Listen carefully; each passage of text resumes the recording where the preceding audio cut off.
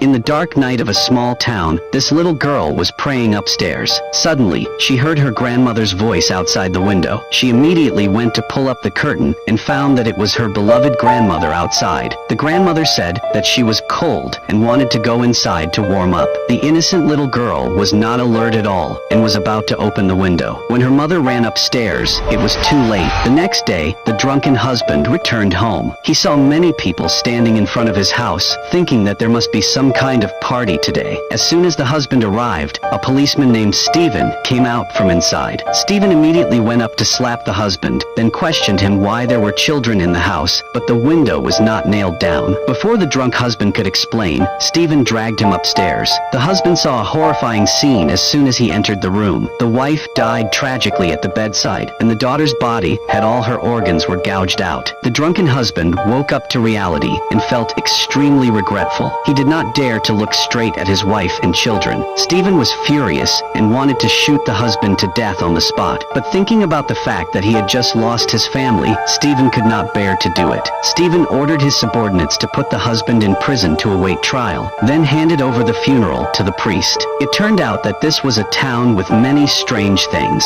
Every time the sun set, Stephen would hold the bell and ring it continuously. When the villagers heard the bell, they would immediately return home and close the door, then gently touch the black stone as a habit. The reason they did this was because at night, this village would have terrifying man-eating monsters appear. Only by hiding in their houses and hanging up the black stone could the villagers survive. But the family of that drunken husband, unfortunately, met with calamity, just because he did not stay home to protect his wife and children. The next day, the husband had to endure the most severe punishment in the town. That was to stay in the iron house for one night without the black stone to protect him. However, before the execution date, Stephen could not bear to lock the husband in the iron house. That way, he would definitely be eaten by the monster. Stephen discussed with the priest, planning to spare the husband. Stephen thought that the believers of the merciful God would support him, but unexpectedly, the priest firmly opposed, because if the husband was not punished, the iron house would not be enough to deter the people. The village would definitely become a place full of fear. Stephen was helpless when he heard what the priest said. He could only curse and leave the church.